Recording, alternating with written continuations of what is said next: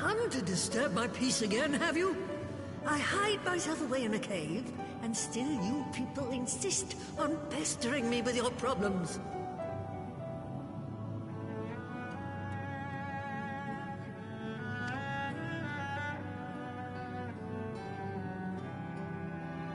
Oh, I mistook you for young what's-his-name, but I see now you're the sister. Weren't you supposed to be the lively one? I've seen happier faces at a rain-sodden burial.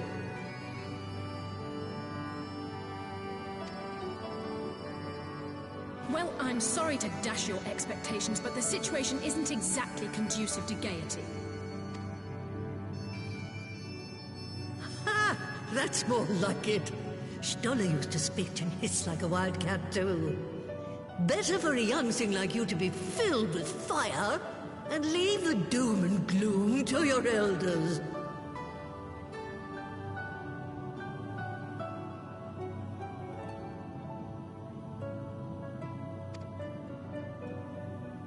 Now, what exactly does this tragic situation of yours have to do with me? If I may, Master Matoya, we have need of your crystal eye once more.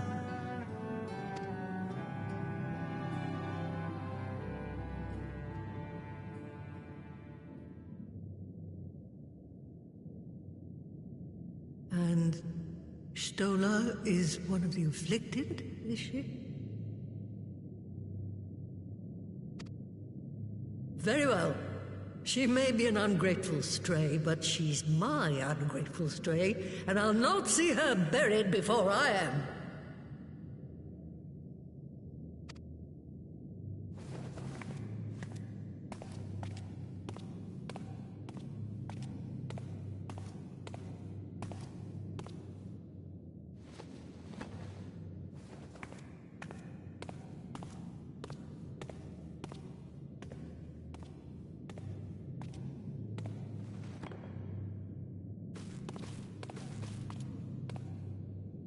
Right. Let us see what we can see. I'll begin from where our friends first fell, and cast my senses out from there.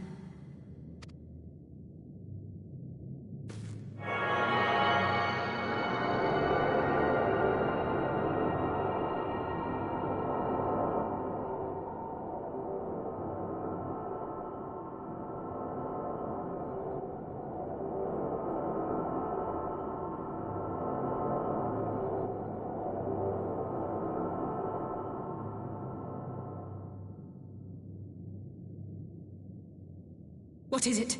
Did you find them?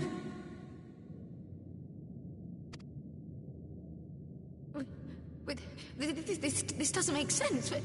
How is it even possible?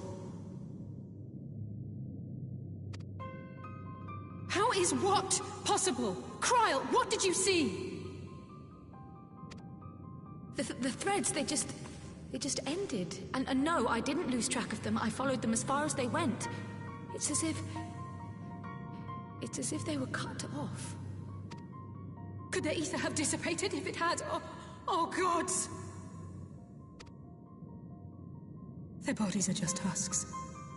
It's like the broodmother's daughter all over again. No, this is different. The Kalyana girl was already dead, body and soul, when Lakshmi effected her resurrection. Aye, let's not jump to conclusions. If their physical forms yet breathe and show no signs of wasting, then it follows that their souls must still be intact somewhere. But where? That's the question, isn't it, girl? Death has not taken them to the ethereal sea, yet there are no tracks left for us to follow.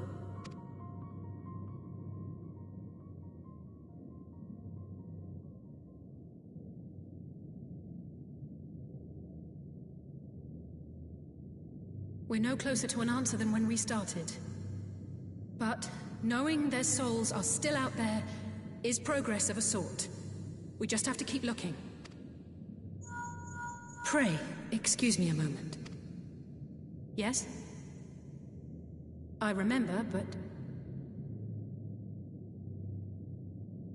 What, to Alamigo? We're on our way. That was Lee's. Apparently, a group of Populares have defected to Alamigo, and Maxima, the envoy Alphino left with, is one of them. I'm sorry. I realize we've barely begun here, but... Go, child, go! You've made up your mind, and life's too short for dithering. I'll do some digging in the meantime and see if there isn't some other method we could use to continue the search. Let's be off then.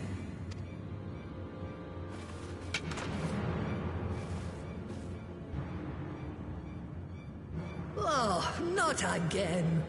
The enchantment barely seems to take these days. I chalk it up to old age, but I'd rather doubt it's that simple.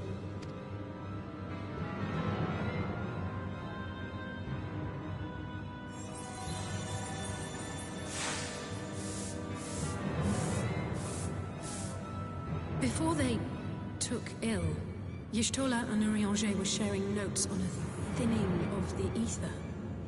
It seems to be happening all over. Does it now? And here I was, all set to blame my woes on that creaking mountain of refuse clogging up the Thaliac. I fear something has gone awry. Still, there's naught to be gained from starting in shadows. You can only do what can be done, and that but one thing at a time.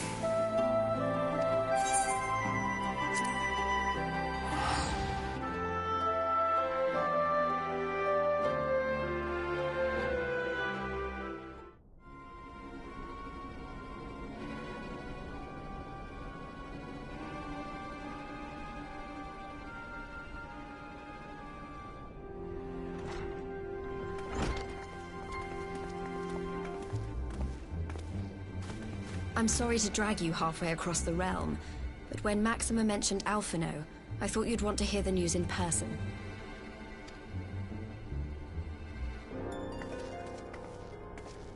Ah, we meet again. Though I was hoping our reunion would be under more auspicious circumstances. What happened to my brother? Where is Alphino?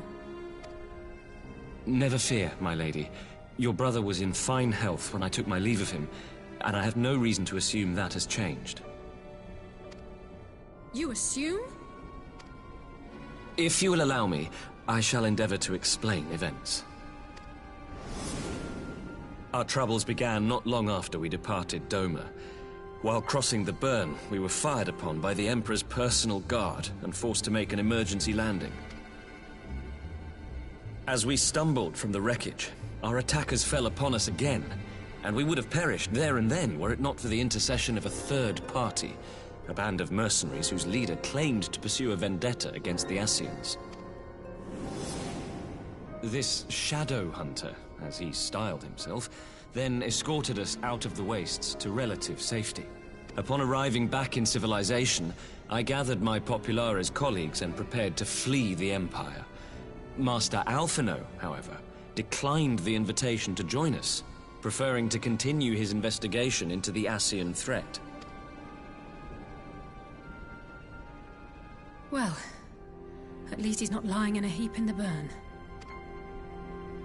Tell us more about these Ascian hunters. Who are they? And is Alphino still with them? He is.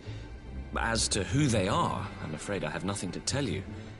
Beyond the fact that they root out and destroy Ascians, they were unwilling to divulge anything which might serve to identify them. They would not even reveal their next destination. But Master Alphino asked to accompany them all the same. Since parting company with your brother, we've been engaged in a game of cat and mouse with the Emperor's guard. We made our way through province after province, finding the army busy restoring order wherever we went, until we finally arrived here in Alamigo. I cannot thank Commander Aldin enough for giving us such an unexpectedly warm welcome.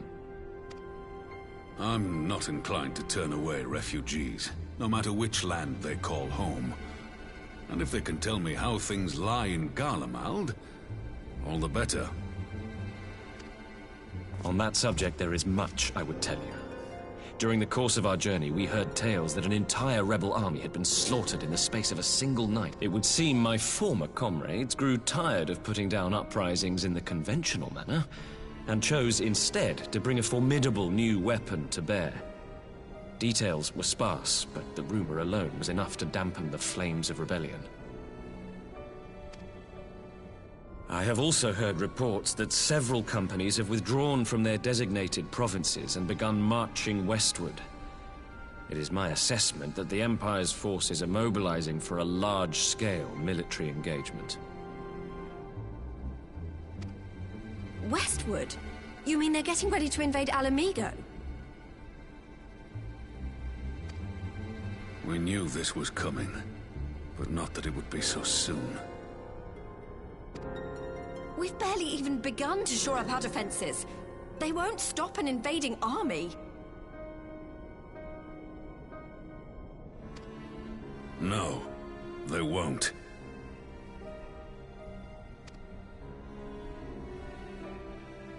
Dispatch messengers to the Alliance leadership requesting reinforcements, and send word to our officers in the field to hasten completion of those border fortifications. Prepare to meet the Imperials head on!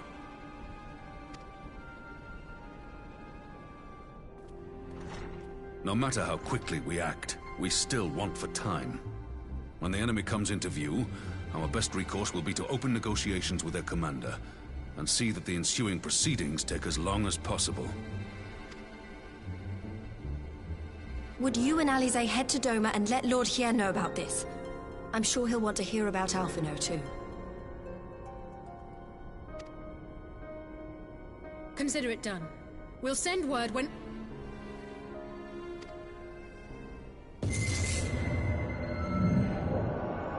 Untold sorrow must be changed.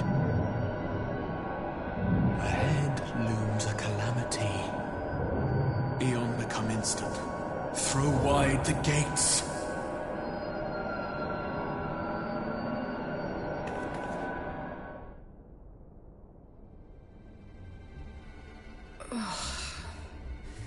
You heard it too. Well, at least we're both still standing. Oh, thank the gods. I thought we'd lost you for a moment there. Why does this keep happening? I wish I knew. Nothing we've tried has brought us any closer to an answer. We'll keep working on it. But first, we need to go and see Lord Hien.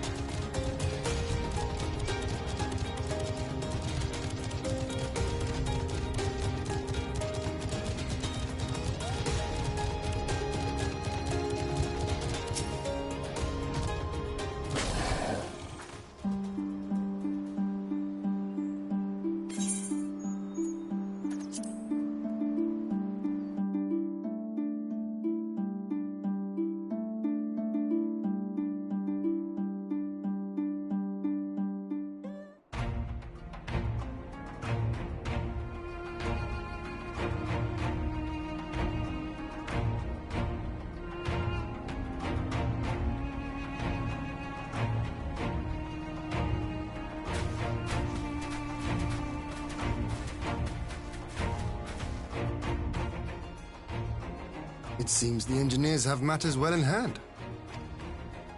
Should the barrier work as we intend, Doma will be free to reinforce her allies in Alamigo without fear of weakening her own borders.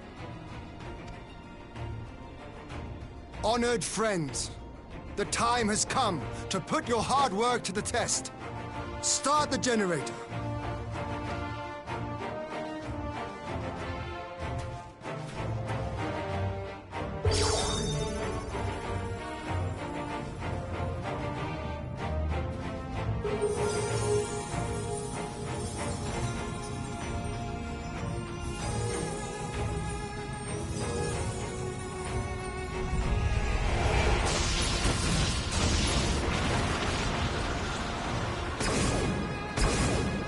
Node 1 is operational. Nodes 2 to 8 are reporting similar energy levels. The barrier is forming.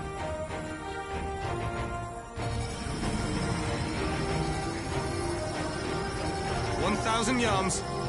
2,000. 3,000. Expansion remains smooth. No fluctuations detected.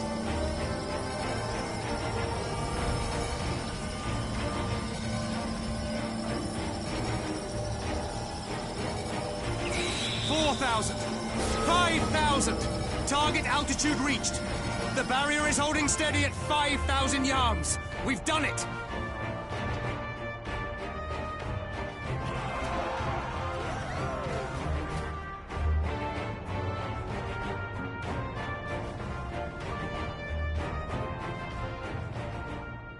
Is that an Imperial airship? Of all the rotten timing. But this is a gift, Mistress Alize. They can test our new wall for us.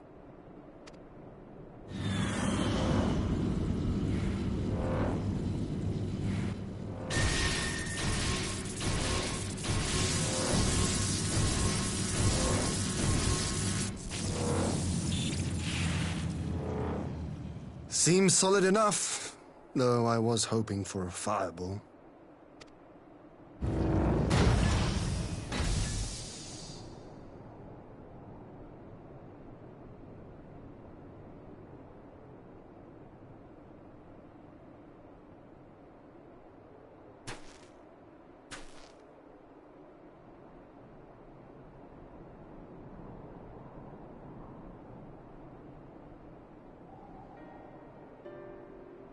By the gods, it's Alphino.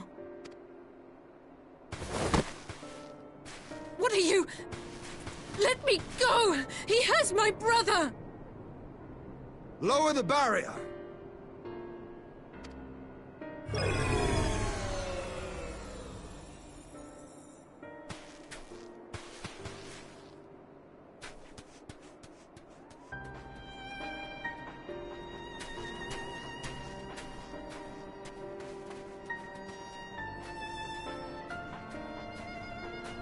Be at ease, girl. The lad is not dead, merely locked in slumber. No, not him too.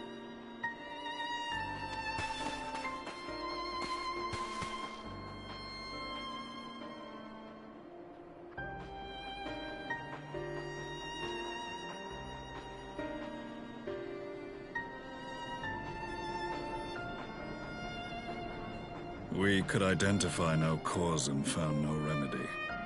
Thus I sought to return him to Doma, and into the arms of Lord Hien himself, it would seem. It is a day for fated reunions. Would you not agree, adventurer? Or should I address you as the Warrior of Light?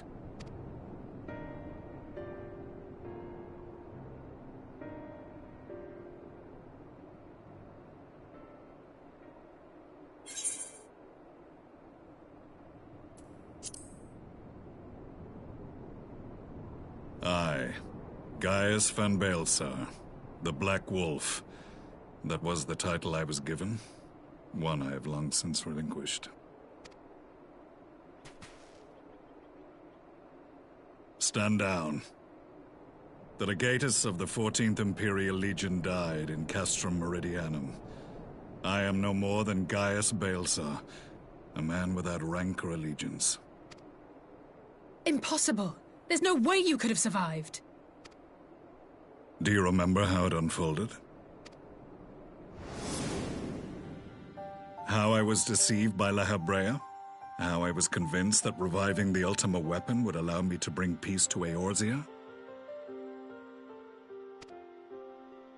The Ascian used me, as he used so many others, all to further the restoration of his wretched god. Yet even with the might of Alec at my command, you bested me.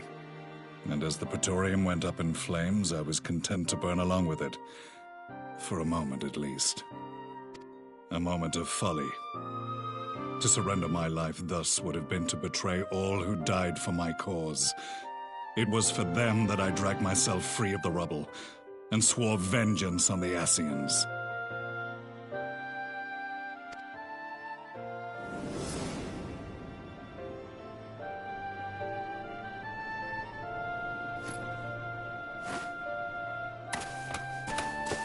The Black Wolf has shed his pelt, never to return to Garlemald or her legions. I live now only to exact revenge.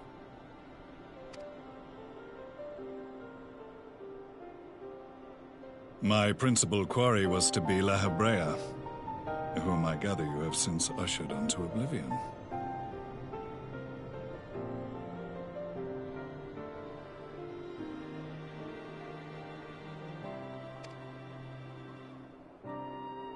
But so many more remain. Long as their kind lurked in the shadows, laboring to sow chaos throughout our world, I would see each and every one dragged into the light and put to the sword. Are the Scions not of like mind? In this single respect, perhaps. Then I shall continue the partnership the boy began, and share what intelligence I have acquired. Among the Ascians, the Black-Masked Ilk are subordinate to those who wear red. This you already know. Yet among the Red there exists a hierarchy. Those set adrift with the shards clearly stand below those still joined to the source. Nabriales, who once dared to intrude upon the Rising Stones, belonged to the former group, and while he was indeed a dangerous foe, his powers were inconsequential next to the paragons of the Source.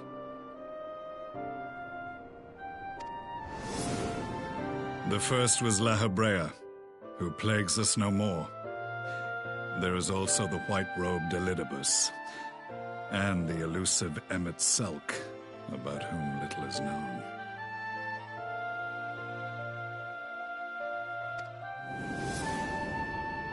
We have files on La Habrea and Elidibus, but I believe this Emmet Selk is new to us?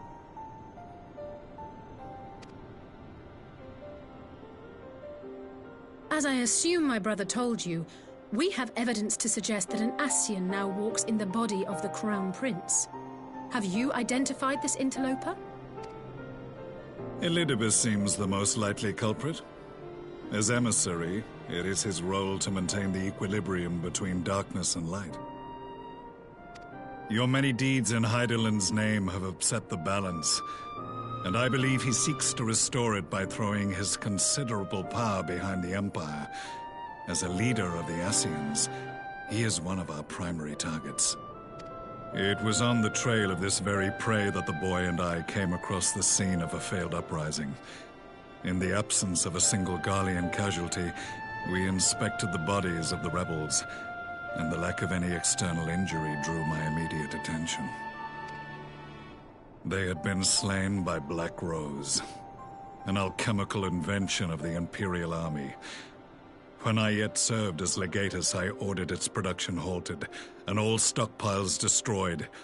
Toxic gas is not a tool of conquest, but of extermination. Toxic gas? This must be the new weapon Maxima warned us about. Something deadly enough to sweep away all resistance in a matter of hours. Gods. You don't think they're planning to use this in Alamigo, do you? Put your fears to rest. We infiltrated the production facility and destroyed all existing stores of the chemical along with the plant itself. Even should they rebuild the operation, they will not soon manufacture another batch. Regardless, I would draw your attention to a directive we discovered in the plant's records. The document was marked with a recent date and authorized with the signature of one Zeno Galvas.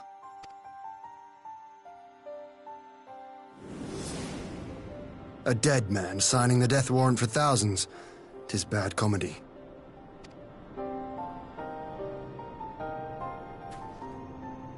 But the tale does not end there. Within that same facility was a chamber filled with devices of elegant design. Cloning technology, we realized. And what should we find in each and every incubator? But a young Emperor Solus.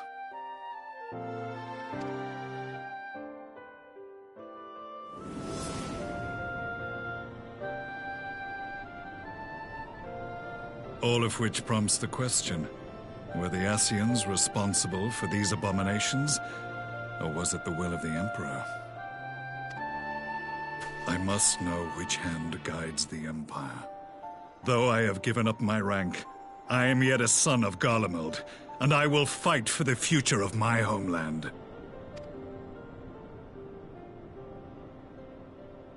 It is time I return to the hunting of shadows. We should focus on our common foe. To reopen old quarrels now would serve no purpose. You saved my brother's life, so I'm willing to let sleeping dogs lie. But in truth, it's not my decision to make.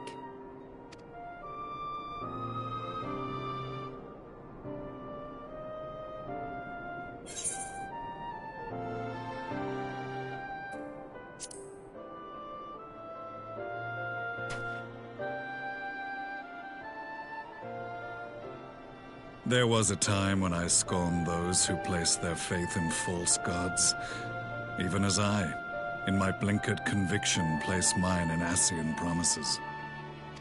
Unlike yours, my strength of will and my restraint was found wanting.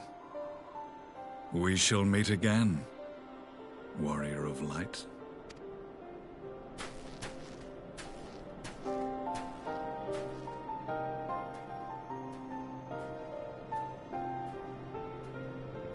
So that was the infamous Black Wolf. An unexpected ally, to say the least.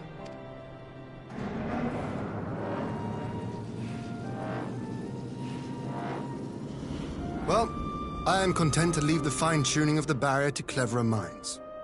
Let us bid our friends from the Ironworks farewell, and see what can be done for Alphinaud back in Dorma.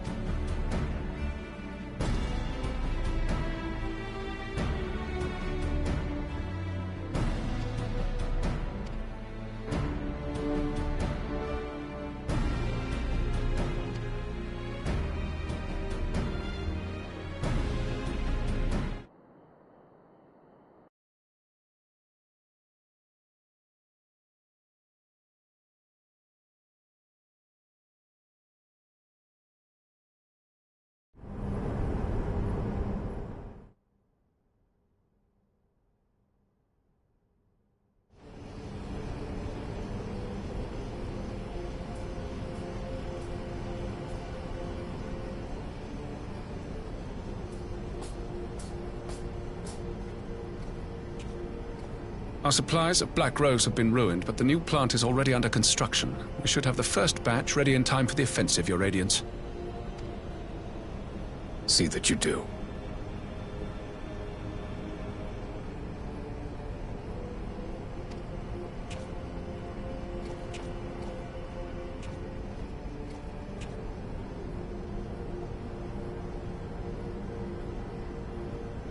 Ah, yes, the infamous Black Rose. If I recall correctly, Gaius did not much care for the invention.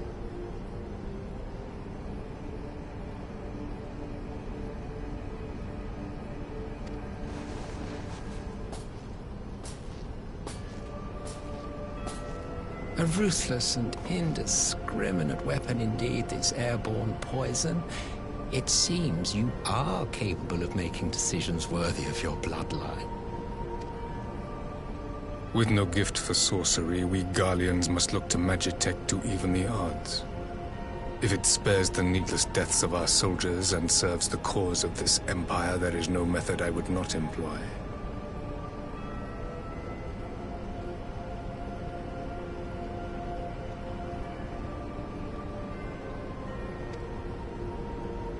How very noble of you. Truly, though, I must commend you for embracing your role as Emperor. You play the part of the determined ruler well. Sometimes even I catch myself believing.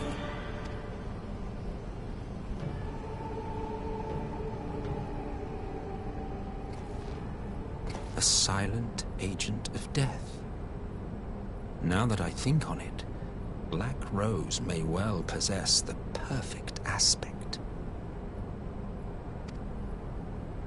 Slowly but surely, the deluge of light has worked upon the ether here in the source, and the gas should be most susceptible to its influence.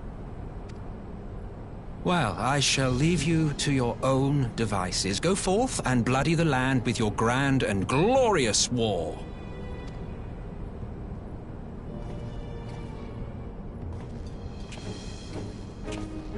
While you do what, precisely?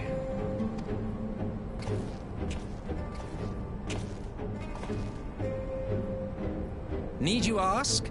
I will be doing what all Ascians do. I am well aware that your kind exists only to usher in the next calamity. But you seem oblivious to the harm your singular agenda causes to the Empire.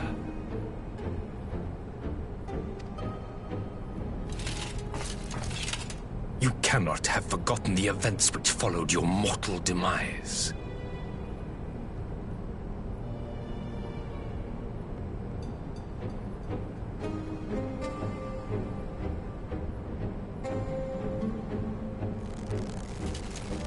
Our homeland was plunged into civil war for your failure to name a successor.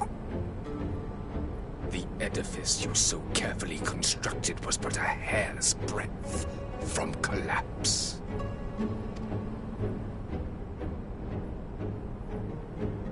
Are you truly so naive? You thought me oblivious to the consequences of a departure so painstakingly timed? It was by design?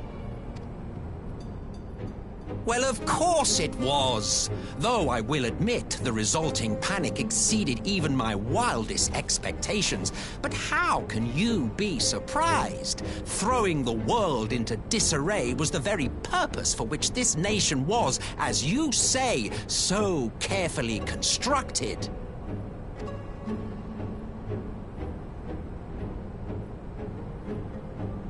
Now, if you have no further questions, I must be on my way.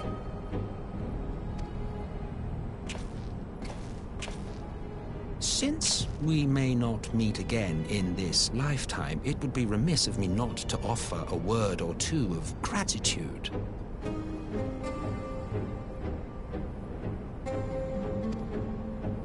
I really must thank you for this surplus of vessels. I can mold any host into my own image, but having bodies tailor-made for me in this fashion is so much less tiresome. You dabbled in Allagan cloning techniques, yes?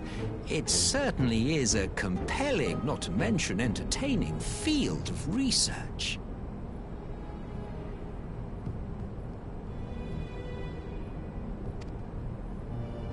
And of all the options available, you chose the Founding Father on whom to experiment. You have a twisted streak to you, Varus, like grandsire, like grandson, hey?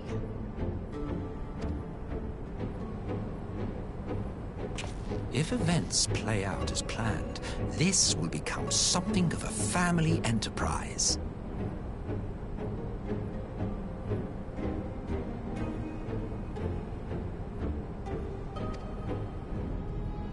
You will be the capstone of this world, I, the anchor and shard, and together we will give the lie to this star's fraudulent existence.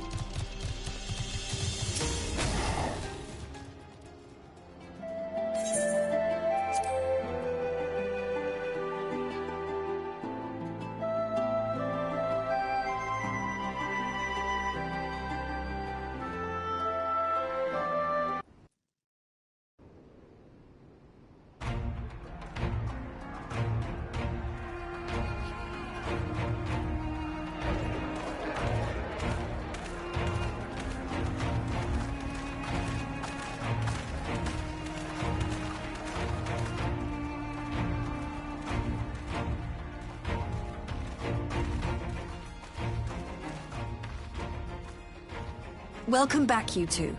Greetings, Lord Here. Glad you could join us.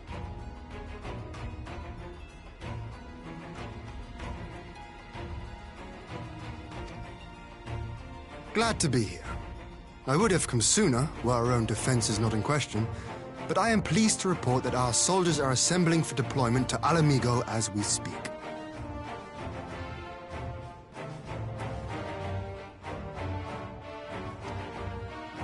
We're grateful for your support.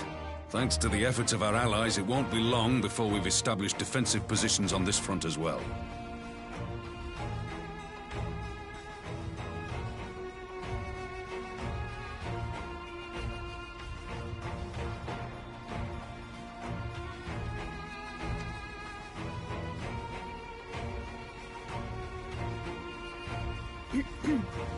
We have some good news too. Alphino has come back to us. As for the bad news...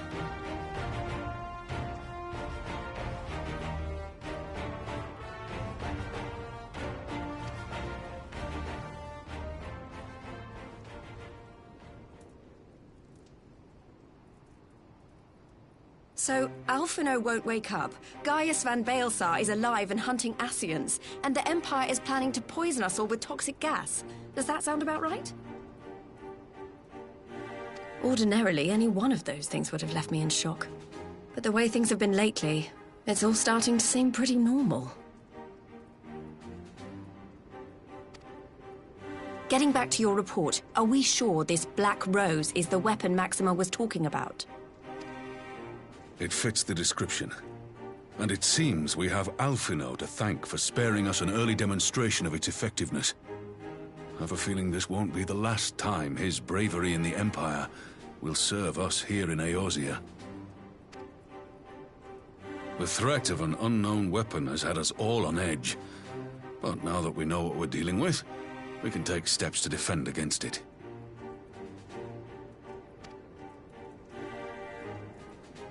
As for Gaius, I'm not sure what to think. Am I happy he's alive? Not in the slightest. Am I happy he's hunting Ascians? Aye, I'd have to say I am.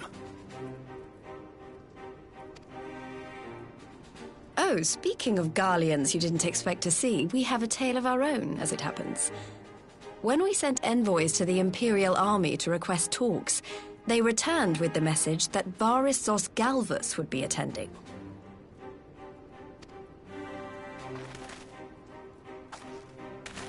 The Emperor himself. Well, Varys did sanction the Popularis peace mission.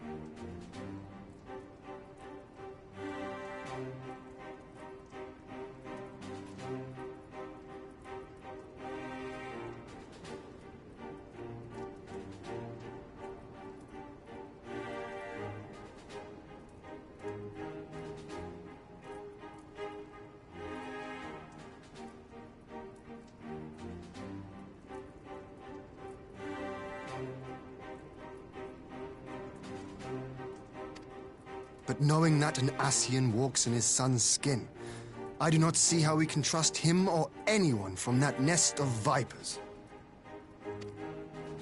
The Alliance would proceed with negotiations regardless, if only to give ourselves more time to prepare. We do, however, require your cooperation. Right. Yes. So, as a condition for the talks to go forward, the Empire has requested that a member of the Scions be present. There'll be a representative from each Alliance nation, of course, but I'm afraid we have to ask that you come along too.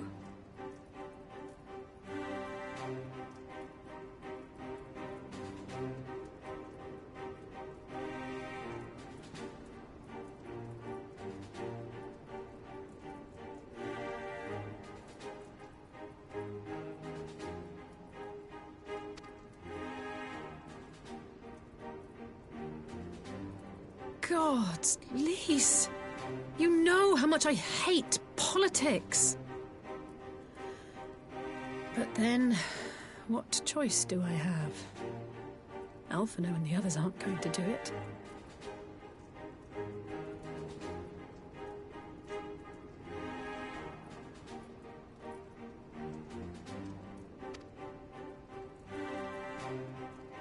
Very well. I shall attend as the Scion's representative.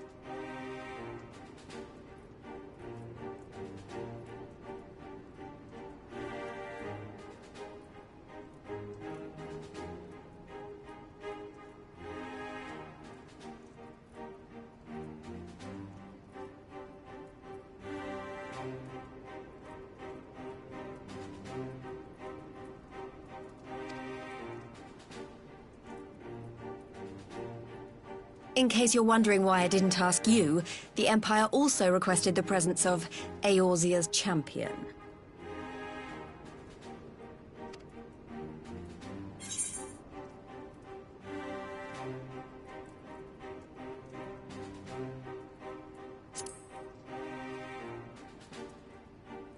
That's settled then. We don't know what Varys means to bring to the table, or why he wants you there, but having you close at hand will make all the difference.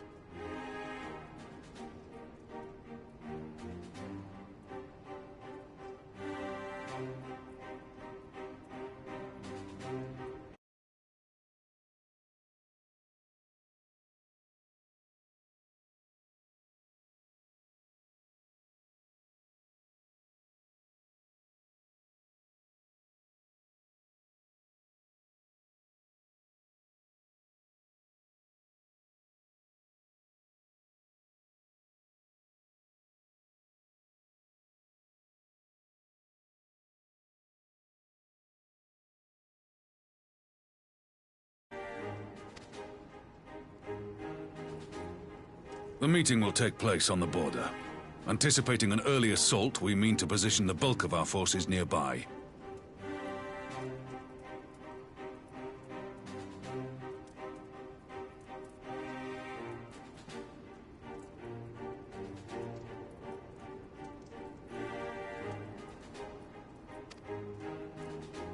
The Alliance leaders should already be on their way. Once you're ready, we can head out and join them.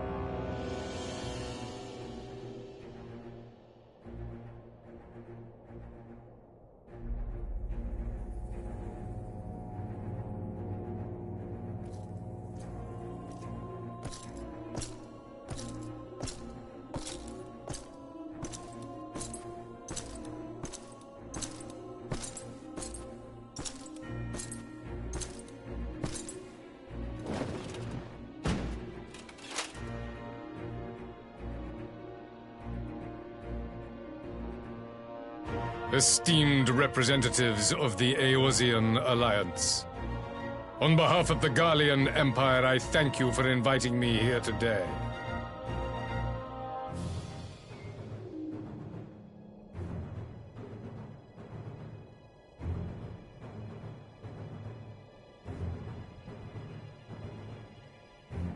As this parley was convened at your request, I invite you to speak first. Very well, Your Radiance. I, Nanimo Ulnamo, 17th in the line of Ul, should be pleased to oblige you.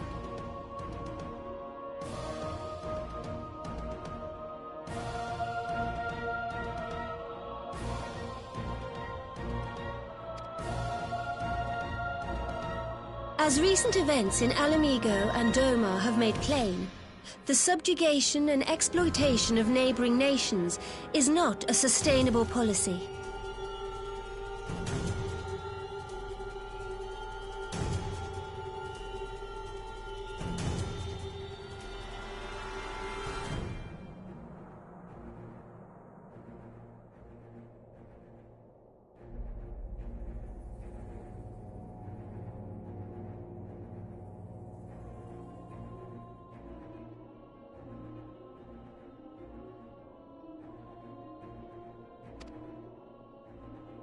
Should this day end in war, you may very well defeat us.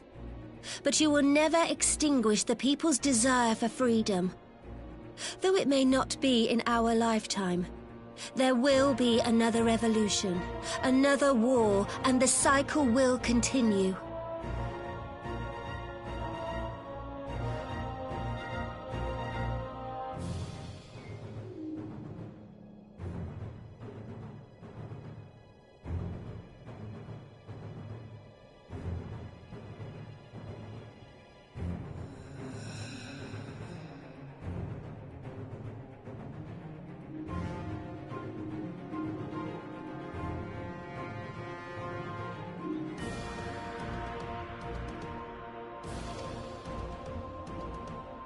Doma has entered into a concord with the nations of Eorzea, a partnership wherein we recognize one another as equals.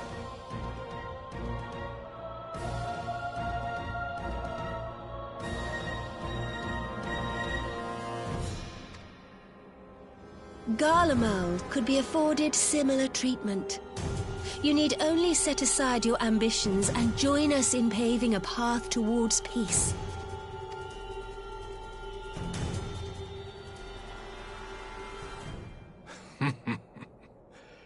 You will not win me over with sophistry, Your Grace.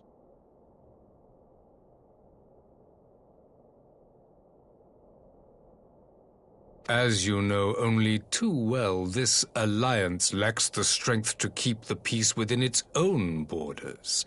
Even now, your struggles with the Beastmen continue unabated.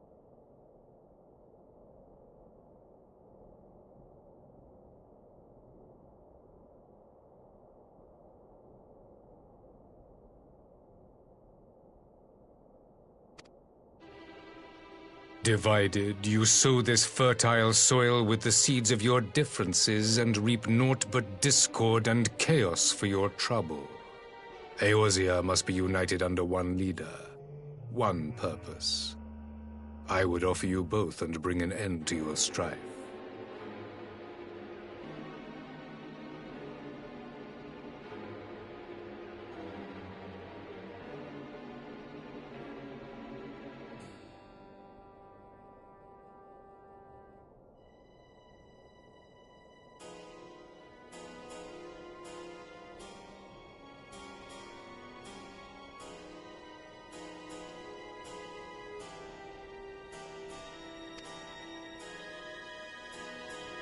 With all due respect, Your Radiance, the only thing that you offered the people of Alamigo was fear and hopelessness.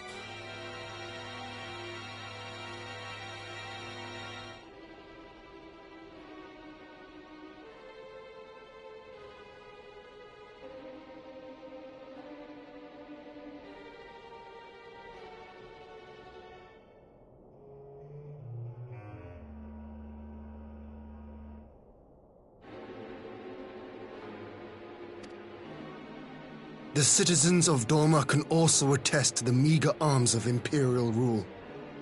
There is no purpose to be found in a life of oppression, each day more uncertain than the last.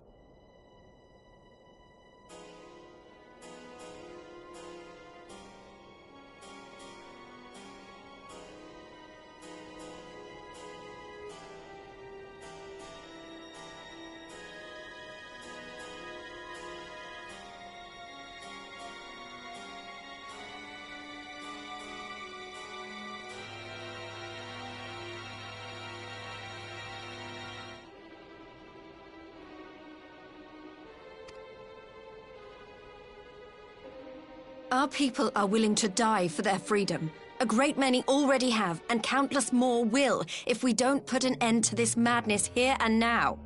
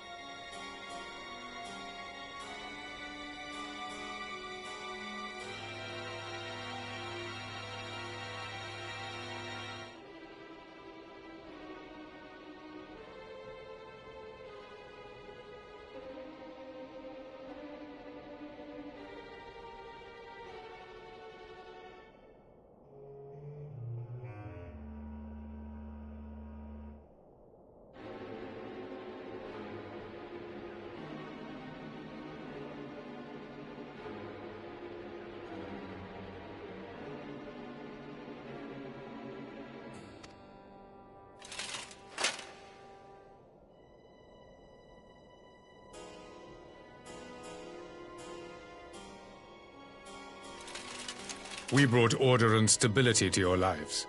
This madness and bloodshed is of your own making. You broke the peace, not Garlemald.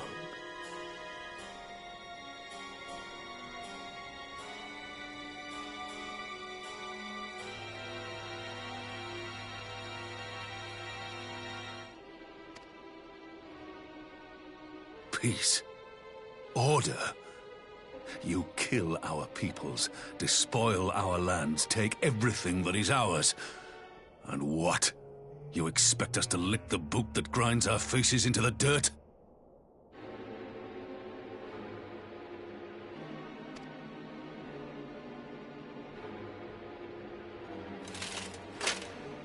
I expect you to weigh the costs. To recognize the countless lives have been lost on both sides in pursuit of a greater good, and to not squander all we have achieved in a fit of petulance.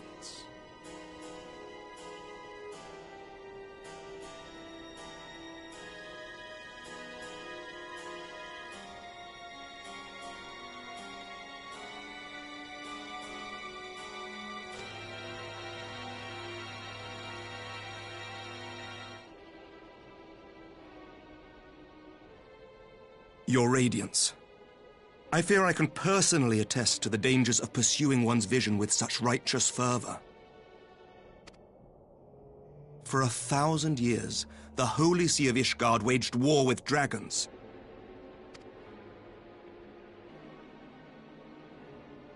A 1,000 years of sacrifice, of sorrow and hate, in which we bathed in the blood of friend and foe alike. Had it gone on any longer, we may well have drowned.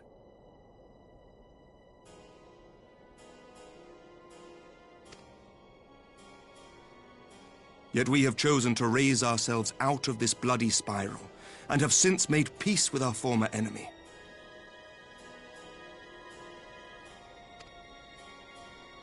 So I understand. No doubt the dragons were more receptive to your overtures in the wake of their leader's demise.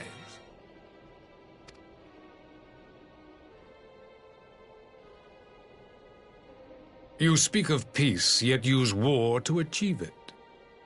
Your father would not have bothered to obscure his intent with honeyed words. He understood that strength is all that matters in the end.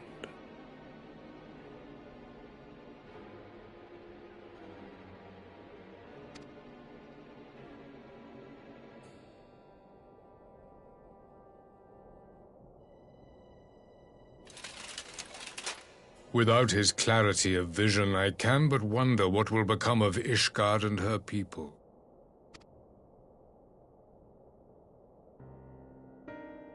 There was a time when Garlemald too lacked a leader of conviction. Weak and unable to wield magic, we were at the mercy of the strong from whom we sought refuge in the bitter cold of the north.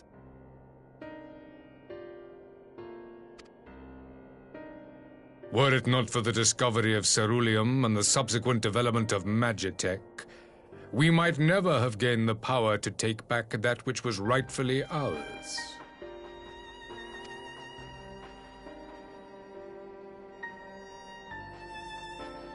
You speak as if your people were the first to have been driven from their homes. Limsa Lominsa was built by wayward souls in search of a place to call their own. On the shores of Vilbrand we found it, and from those humble beginnings did we grow and flourish. And all without robbing our neighbors of their liberty.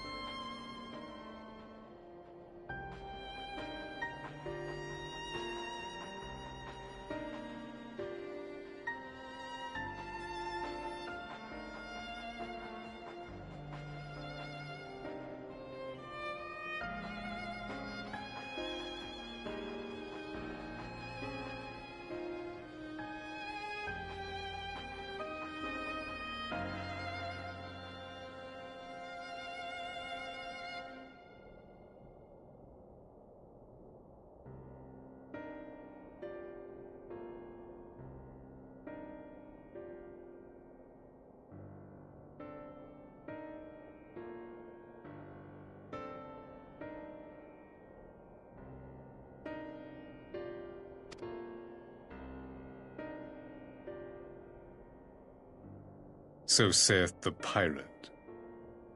Am I to believe that you simply asked the kobolds to yield up their lands and that they were happy to oblige you? That you did not drive them out like rats in the hold of one of the many ships seized by your privateers?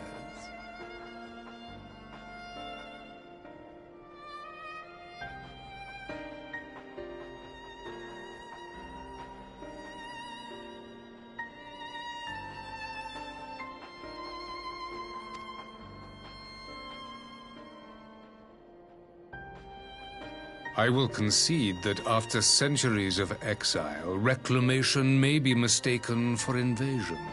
Nevertheless, it is not. And those who till stolen soil have no right to object when cast out in turn.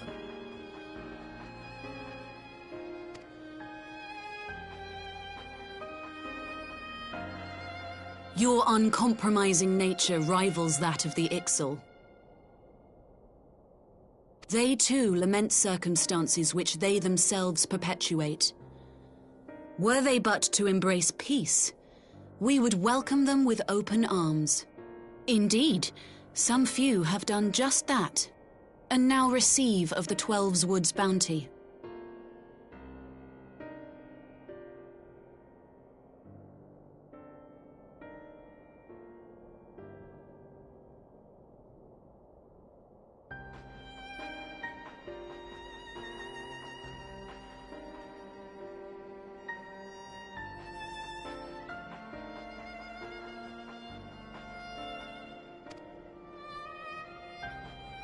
Would that your people might learn from their example.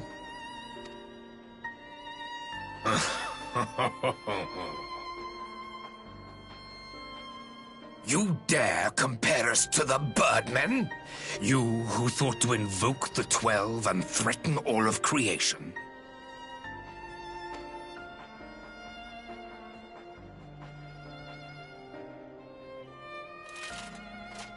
I came here in the hope of finding some speck of common ground, but I see now these discussions will accomplish nothing.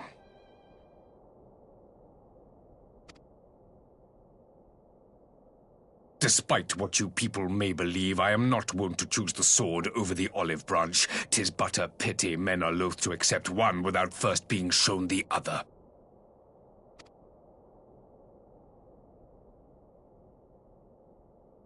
Wait! I beg you. This meeting was supposed to be a chance to find a way forward together, not to bemoan the missteps which brought us here.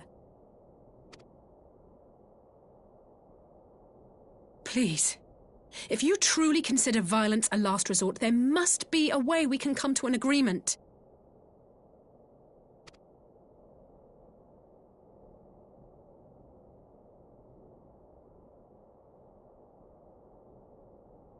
As Mistress Alisaie says, we did not come here to bicker over the past, but to discuss how we might strive towards a brighter future.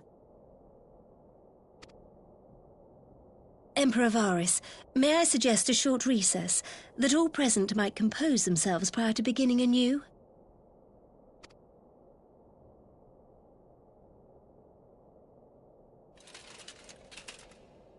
Very well. I pray this intermission will suffice to move these talks in a more constructive direction.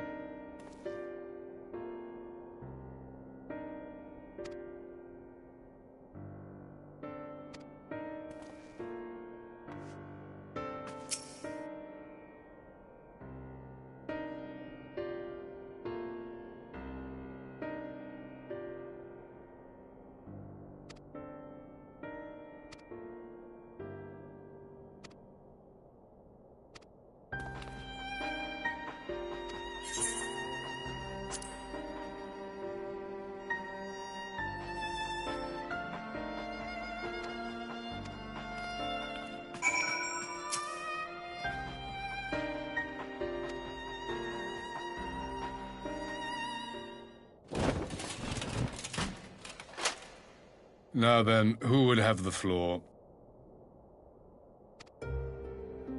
Before we resume, I wish to offer you an apology. After you graciously accepted our invitation to discuss an armistice, we have done naught but rebuke you at every opportunity. I believe I speak for all of us when I say we are deeply sorry for our discourtesy.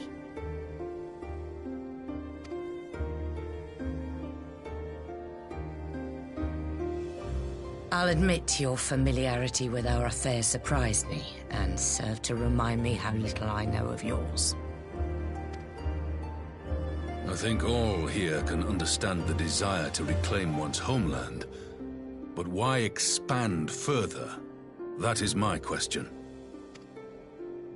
If I may, the answer can be found in the Imperial doctrine they took great pains to impart to my people. Recognizing the threat icons posed to the world, Solus Zos Galvus decreed that they were to be eradicated. To this end, he began a campaign to unite all lands under the Garlean banner. Or so we were taught.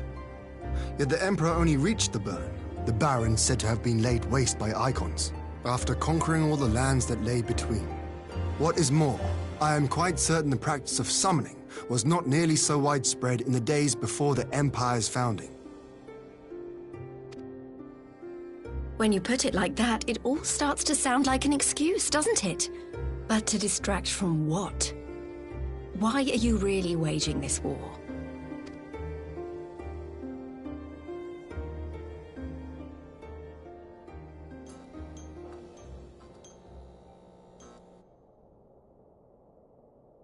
Finally, you ask the right question. I can but hope you heed mine answer and at last accept the righteousness of our cause.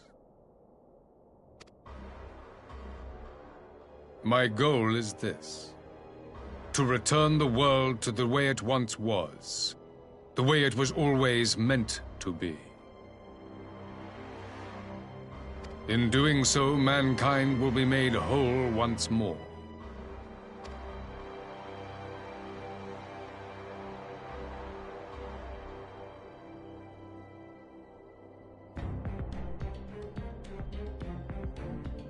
No longer will we suffer from the dissension born of our differences.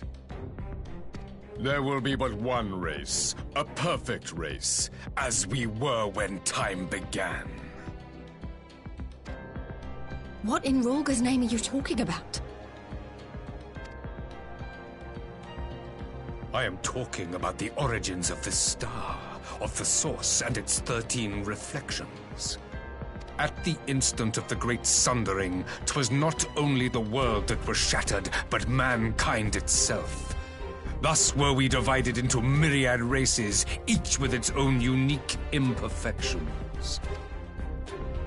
That is why man looks upon his neighbor and feels fear and hatred, why he wages war, why he kills his brother. You all in your own way have proven as much today. The peace you seek is but a fleeting solution to a fundamental problem. One which calls for more drastic measures. To bring about everlasting peace, our worlds must be rejoined. That is the goal the Empire would see realized. The glorious future unto which we shall one day shepherd mankind. A rejoining of worlds. I have heard this tale of the Source and its reflections before. Are these not the self-same desires as the Ascians? Emperor Varys, do not trust in their words. They will lead you to your doom. My father thought to use them, but in the end he succumbed to their temptations. He embraced summoning like so many other pawns before him. Do not tell us you mean to do the same.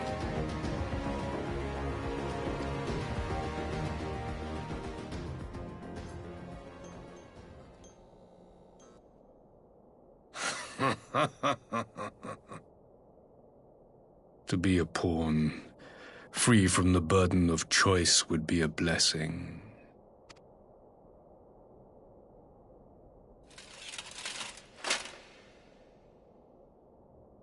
But I forswore that privilege the day I learned that the Garlean Empire was built by the hand of an Ascian. What?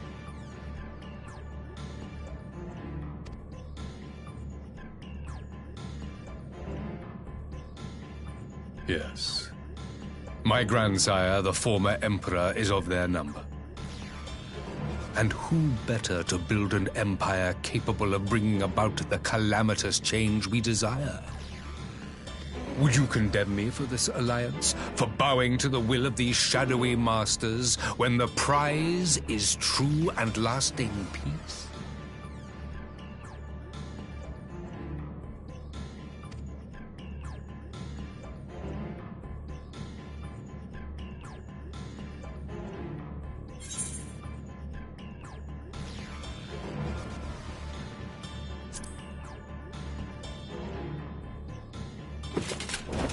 I come not to conquer, but to liberate. To free man from the prison of divergence. Imagine a world united. One perfect race beneath a single standard. An army before whose might these servants of darkness and light would fly as leaves in a storm, never again to meddle in man's affairs. We would be the masters of our own fate. I bid you join me, not as subjects of Garlemald, but of a new nation. And together we shall win freedom for ourselves and generations yet unborn. You want to trigger another half-dozen calamities? You can't be serious!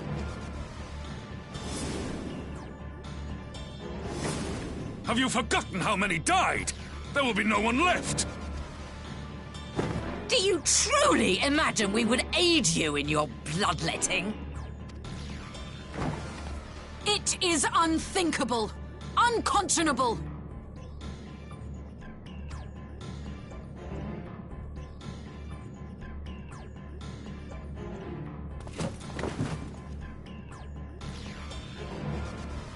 And what is the alternative?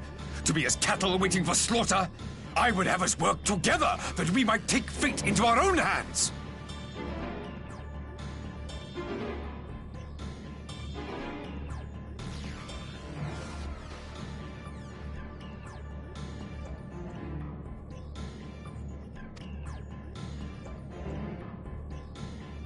Into your hands, perhaps?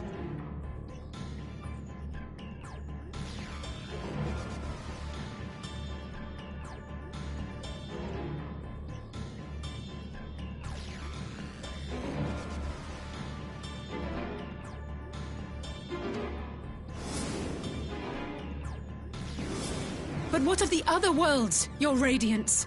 With every calamity, you obliterate a star and every soul that dwells on it. To the Ascians, we are all but tiny, momentary specks within an indifferent universe.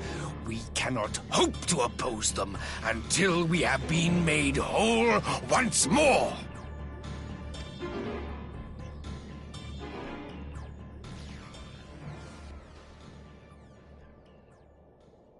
Are these truly the words of Garlemald's ruler? The flaws and foibles which you so abhor are what make us who we are. Every nation, even yours, Emperor Varys, is made whole through the combination of these imperfections, the strengths of one compensating for the weaknesses of another. While it is true that man succumbs all too often to anger and avarice, he may yet overcome his baser instincts through the forming of bonds with others, fostering community and cooperation. That the protector of an empire should not only reject these fundamental truths, but seek to change them at so dear a cost to life is indefensible. Such a man is not fit to govern.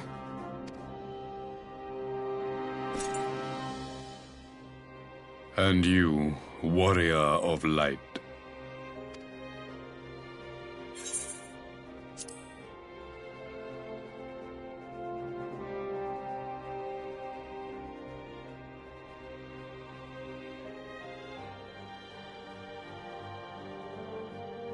It would seem the Alliance is of one mind on this matter.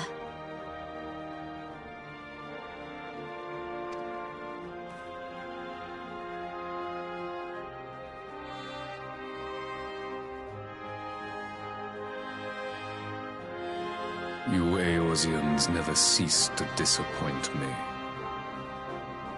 Though I suppose I have only myself to blame for expecting more from savages. This discussion is at an end. I bid you make ready for our next meeting. It will not be at the negotiating table.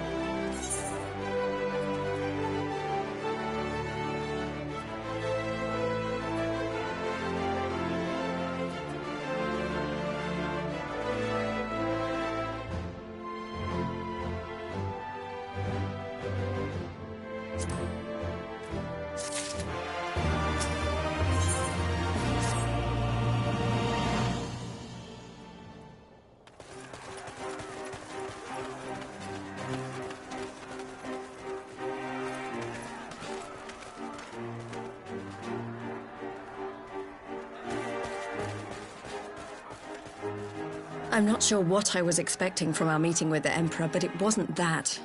Still, at least we know now what he's really after. Aye, a future built on a mountain of bodies.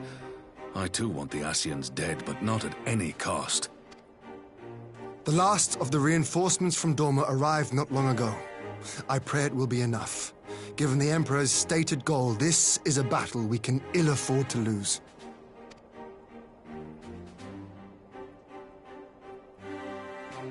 If the Garleans come in force, we may not have much say in the matter, even with our combined strength.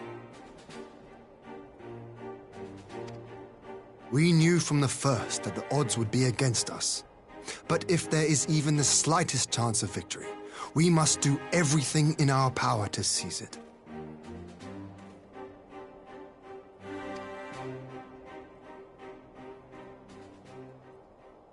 We must seize it, full stop. Here!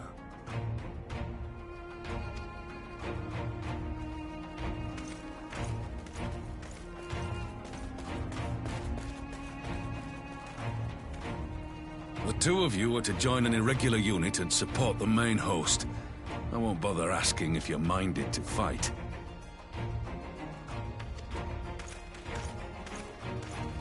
After coming this far, how could I not?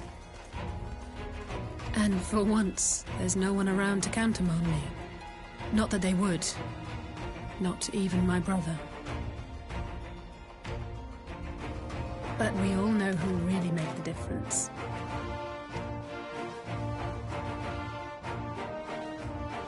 I wouldn't want to be on their side.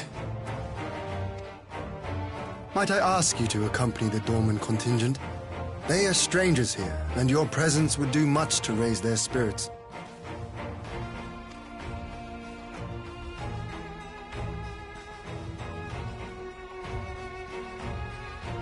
We would be honored. When our people stride out with you in their midst, I dare say the Eorzeans will feel an ilm taller themselves. High spirits have a way of spreading. What I wouldn't give to join you. But my duties as field commander will not allow it. I'll leave the front lines in your capable hands.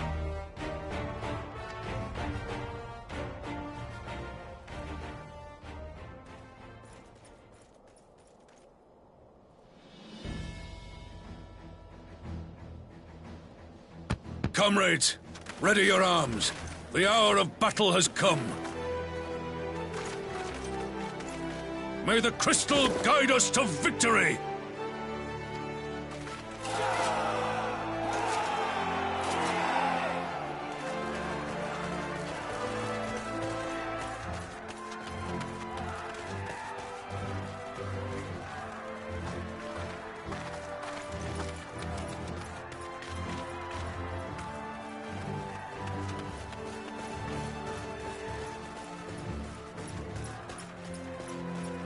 Since the others couldn't be here, we'll have to fight twice as hard.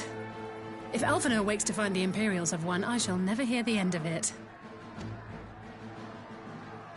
It's strange. I thought I would be terrified when the fighting started.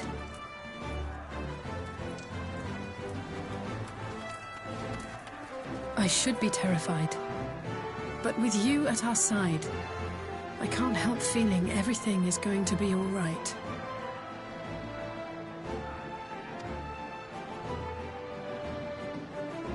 So please.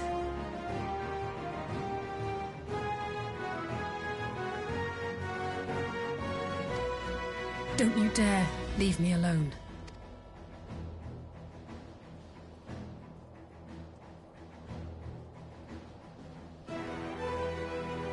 No matter what happens, we have to survive together.